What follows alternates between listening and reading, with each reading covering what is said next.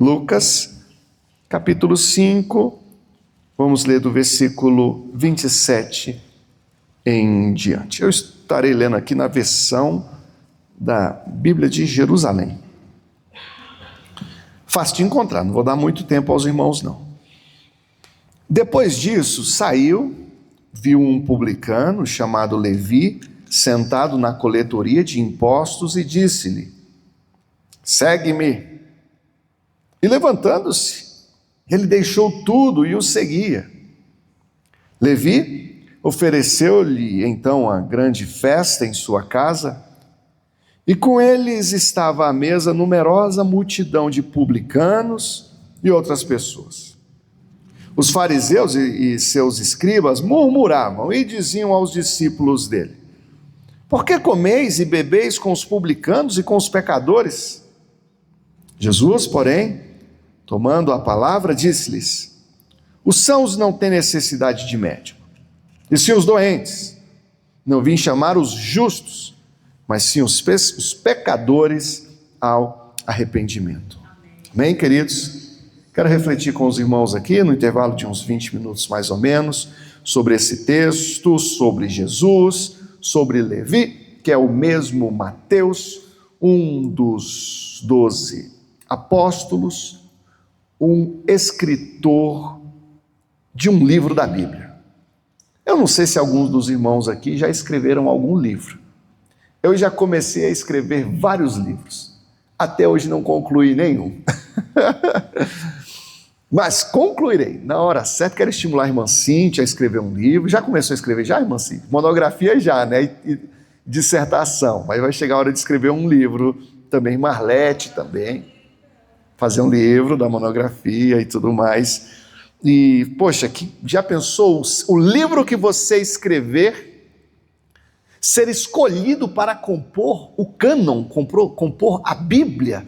Nossa, esse seu livro está tão maravilhoso que nós vamos colocar ele como um livro na Bíblia. Falaram isso para Mateus, desse livro de Mateus. Você pensa, poxa, que coisa gloriosa, que coisa maravilhosa se tornar um dos 12 apóstolos, um dos 12 principais discípulos de Jesus. Não é para qualquer um, não. É ou não é? Só que o começo de Mateus, de Levi, não foi um dos mais limpos.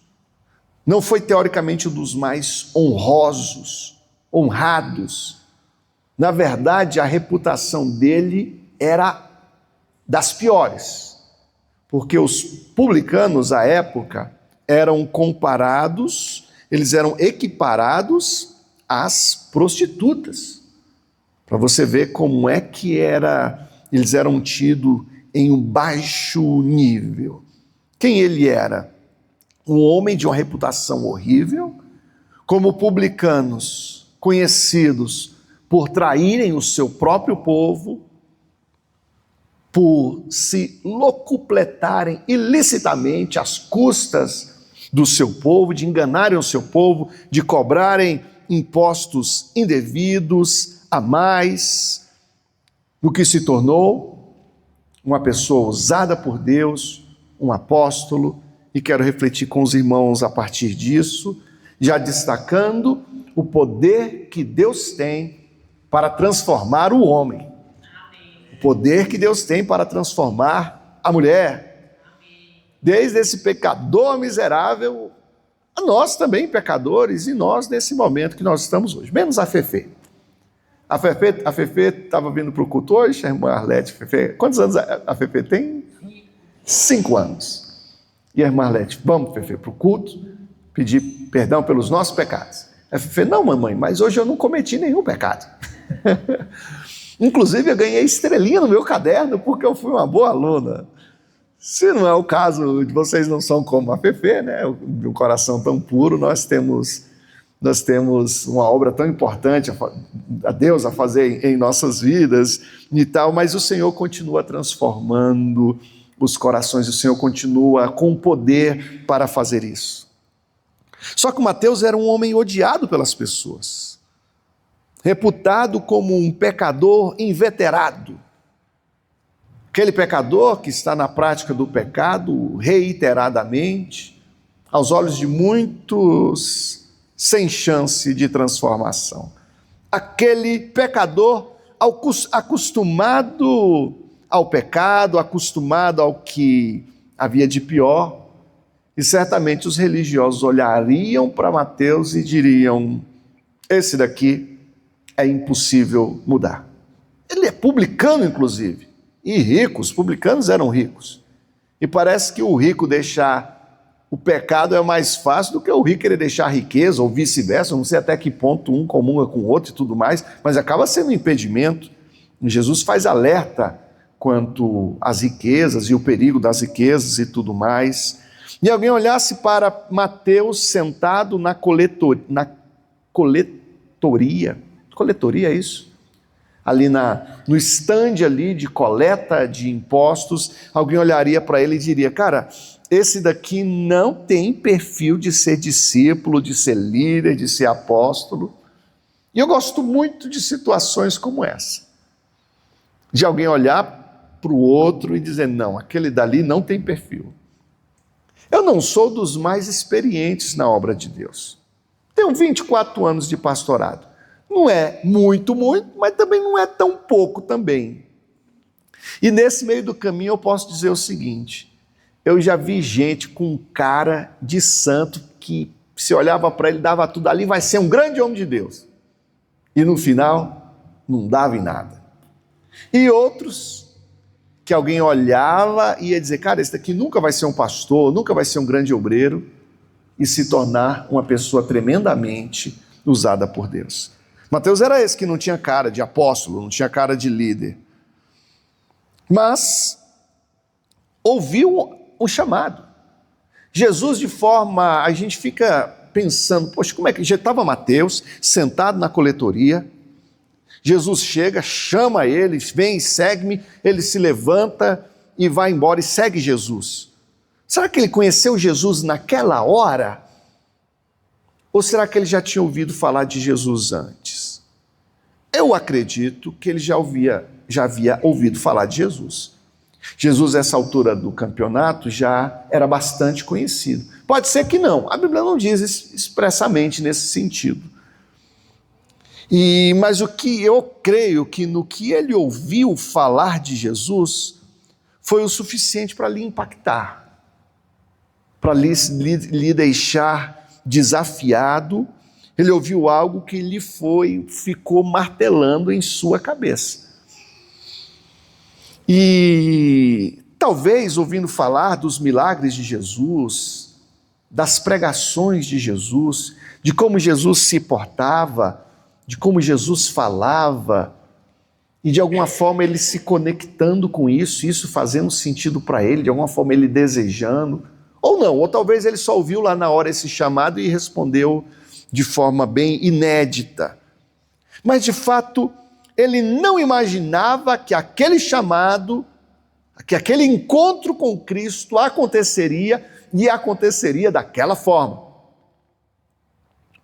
E nosso Deus é incrível e nos surpreende e faz coisas acontecerem em nossas vidas que você não imaginava que aconteceria, não imaginava que seria possível, e Deus faz possível, faz acontecer, e de repente você está do lado de lá e você pensa: meu Deus, o que eu estou fazendo aqui? E Deus faz isso acontecer. E aí a gente vai fazer o quê? Reconhecer que foi Ele, foi por meio dEle, para a glória dEle.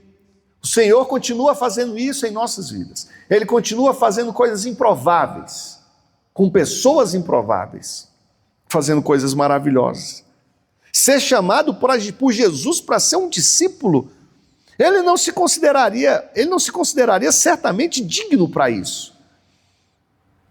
Em um dos nossos encontros de discipulado, houve uma reflexão com os discípulos sobre: nossa, o pastor tem que ser alguém digno de estar no púlpito aqui.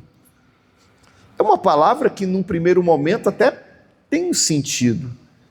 Irmãos, mas qual de nós realmente está à altura para estar aqui? Será que eu estou? Será que, irmãos, é pela bondade e a misericórdia do Senhor que nós fazemos o que nós fazemos? que nós pregamos. Não é porque eu sou mais santo do que os outros. Tá certo que você não pode pegar um cara assim, completamente descompromissado com a vida, com a palavra, e dizer, agora você... Não, não é por aí, precisamos de equilíbrio. Mas nunca pensarmos que estamos aqui porque somos dignos ou merecedores. Porque Mateus não era merecedor de ser um apóstolo. Como nós também não somos merecedores da bênção, da graça do Senhor. Não, se estamos aqui é por causa da bondade dele. Da bondade do Senhor. E quando Mateus é desafiado por Jesus, não, vem, segue-me. Sai da coletoria, vem cá, vem ser meu discípulo agora. Ele se surpreende, foi uma surpresa. Foi uma surpresa. Jesus continua surpreendendo. Surpreendeu Mateus e continua surpreendendo nos dias de hoje. E a resposta dele foi o quê? Eu vou. Levantou, deixou lá se tinha dinheiro, se tinha troco, se tinha documento, se tinha papel, se tinha gente ali sendo atendido. Ele foi audaz, levantou e foi embora. Acompanhou Jesus. Posso dizer de um Mateus corajoso, audaz, convicto. E ali encontra uma correspondência entre Jesus e ele. E falou, não, eu não posso perder essa oportunidade. E diz que existem oportunidades, eu já falei esse exemplo para os irmãos, que tem cabelo na testa e é careca na nuca. É exatamente o contrário do irmão William. Em que sentido? Que você só pega ela quando ela está vindo. Que depois que ela passou, depois que a oportunidade passou, você não consegue pegar ela mais não. Uma oportunidade única aqui na vida de Mateus. E ele disse sim. Eu me lembro, a primeira vez que eu vi a Daiane, a minha esposa, num filme na casa do meu primo, Shrek, e eu perguntei para o meu primo, quem é essa moça, essa donzela, essa jovem simpática? Aí falou, é a Daiane. Aí eu perguntei, ela tem namorado? Aí ele falou, não tem não, porque eu sempre fui muito reservado. Se ele dissesse que ela tinha, naquele momento, queridos, ela tinha perdido a bênção dela. Ela teria perdido a grande oportunidade da vida dela. E eu também teria perdido a minha. Eu também teria perdido a minha também. Então, assim, existem algumas oportunidades que são únicas. E ele teve ali uma resposta imediata, certamente movido por fé, considerando que a partir de então, estar com Cristo seria mais importante do que qualquer outra coisa. E seus bens, o que aconteceria com eles? Talvez os mantivesse, talvez os perdesse, mas nesse momento esse quesito não importava, e vemos um Mateus com um desapego em relação àquilo que é material. Não tem problema você ter bens, não tem problema você ter dinheiro, o problema é o dinheiro te ter. Aí sim é um pecado, aí vira mamon. E, de fato, há pessoas que não avançam no reino de Deus pelo excesso de preocupações com aquilo que é material e são como a semente, a semente lançada entre os espinhos, que as preocupações desse mundo não lhe permitem frutificar. Eu imagino Mateus, eu consigo imaginar ele procurando uma razão para viver. Está na coletoria, está cobrando imposto do povo, tem muito dinheiro, é famoso até, mas não estava realizado. Não havia encontrado sentido para viver. Uma coisa é estar vivo, outra coisa é encontrar o sentido de viver, razão para viver, razão para manter o coração palpitando. E quando ele vê Jesus passando na frente dele, esse chamado, ele diz, encontrei. É isso que me completa, é isso que eu estava procurando ao longo da minha vida. Quem poderia fazer esse chamado para Mateus? Larga tudo e segue-me, vem? Outra pessoa, senão Jesus? Não, somente Jesus, com poder, com capacidade, para fazer um chamado tão forte quanto esse. Só que o que Mateus faz? Não, Jesus, eu quero fazer um jantar na minha casa e quero que tu vá lá jantar com a gente. E Mateus chamou todo mundo, até os religiosos foram, e um monte de publicanos e pecadores. E eu fico refletindo sobre esse jantar de Mateus, esse jantar para Jesus na casa de Mateus. Uma ocasião para Mateus honrar Jesus. Uma das formas que eu encontro para honrar as pessoas é convidando-as para jantar na minha casa. E quando alguém me convida para a sua casa também, eu me sinto honrado. A irmã Arlete já me convidou várias vezes para almoçar na casa dela. E eu me senti honrado, e ela cozinha muito bem. É sempre uma honra, ela, irmão Wellington, a família. A casa é um ambiente privado nosso, né, da nossa intimidade e tudo. A gente não sai chamando aleatoriamente. Então, obrigado, irmã. Inclusive, já tem um tempo que a irmã não me chama de novo. Né? Já fica, tipo, um bom entendedor, um pingo é letra. Então ele chama Jesus para a sua casa para honrar Jesus, mas quando ele chama os seus amigos para estar ali naquele jantar, de alguma forma ele está notificando os seus amigos sobre a sua decisão, sobre o novo Mateus a partir daquela hora. Era uma ocasião, inclusive, para Mateus apresentar Jesus para seus amigos e familiares.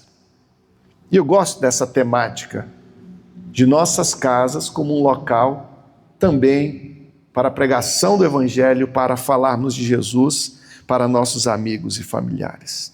Era um jantar de celebração do seu encontro com o autor da vida. E possivelmente, ou se não certamente, um jantar em que Mateus se despediria de alguns velhos amigos, de algumas outras pessoas, ou de uma velha vida, de uma antiga vida.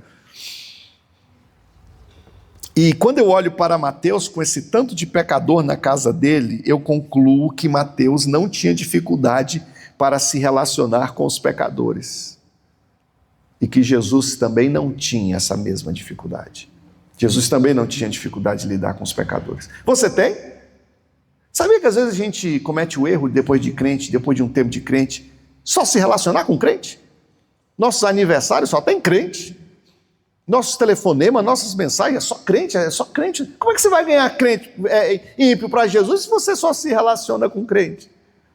Jesus, ele se relacionava com pecadores. Agora tem um desafio. Desafio 1, se relacionar com os pecadores. Desafio 2, não ser influenciado para o pecado. Porque tem gente que vai... irmãos, deixa eu contar uma história rapidinho. Eu sei que os irmãos estão com sono, mas é para despertar. A irmã, lá da Paraíba, tinha um papagaio. E ela ensinou todos os hinos da harpa e do cantor cristão para o papagaio. O papagaio cantava tudo, era lindo. O papagaio crente até orava. Essa irmã tinha uma prima que também tinha um papagaio, mas o papagaio só xingava palavrão, aqueles papagaios da boca suja e tal. Aí a prima falou para a irmã lá: ô irmã, me empresta esse papagaio para ficar uns dias lá em casa, para ver se converte o meu, porque o meu papagaio tem boca. Ensina uns hinos para ele, ensinar meu papagaio a orar. Tá bom, pode levar o papagaio. Levou o papagaio. Depois de uma semana o papagaio voltou, triste, cabisbaixo, já não cantava mais, já não orava. Aí a irmã chegou: ô meu louro, por que você está triste assim, meu louro? Temos dias. Aí o papagaio respondeu: ô vó, é que eu desviei, vó. Ai, irmão, cuidado, não desvia não, às vezes você depende, a gente tem que ser meio que água e óleo no sentido de não se envolver com o pecado. Você tem que saber, porque envolver com o pecador também é tipo salvar alguém que está morrendo afogado também. Se você não souber salvar, você morre os dois afogados. Você precisa de sabedoria ali, que Deus dê sabedoria para a Luane, para o João Paulo, para o irmão Alderi, para todos nós, para nos envolvermos ali com os pecadores no sentido de, terceiro desafio, de resgatá-los, levar para eles a mensagem do Evangelho. E no meio do caminho tinha os publicanos, os religiosos ali, os fariseus criticando, né? Os escribas, religiosos cegos apegados a formalismos, homens com um horrível desamor para com o pecador, criticando Jesus. Jesus alerta do fermento dos fariseus e tal. E a fala de Jesus é: não são os que têm saúde que precisam de médico, mas sim os doentes. Eu não vim chamar justos, mas pecadores ao arrependimento. Logo, Jesus não abandona o pecador, Jesus busca o pecador, Jesus ama o pecador. Jesus não ama o pecado, mas Jesus deseja que o pecador se arrependa. Mateus bebeu água na fonte e foi transformado, tornou-se um apóstolo tremendamente usado por Deus. Mesmo pessoas de origem tão corruptas e improváveis podem ser impactados pelo amor do Senhor, pela bondade do Senhor e se tornarem pessoas especiais. 22 minutos esse compartilhamento. Quero orar com os irmãos agora. Você pode fechar os olhos. Pai amado, obrigado por essa terça-feira em tua casa. Nós meditamos aqui sobre Mateus, que foi impactado por ti, transformado de forma tão inusitada, tão inesperada, de forma inexplicável. Senhor, talvez alguns de nós aqui estejamos nos achando improváveis, impossíveis, sem capacidade para ir além, condenados a uma mesmice. Mas tu vem e faz coisas novas e maravilhosas acontecerem, e eu peço que tu opere isso em nossas vidas, Senhor. Jesus, queremos te conhecer, te seguir, sermos verdadeiros discípulos. E desejamos também, Senhor, em nome de Jesus, Senhor, que tu nos use para estar com os pecadores. Não estar com pecadores para o pecado, mas para levar a tua luz onde houver densas trevas. Onde houver trevas, Senhor, que nós, cada um aqui, seja a tua luz ali, Senhor, para trazer santidade, vida e salvação. Nós oramos em nome de Jesus. Amém? Você pode aplaudir o Senhor?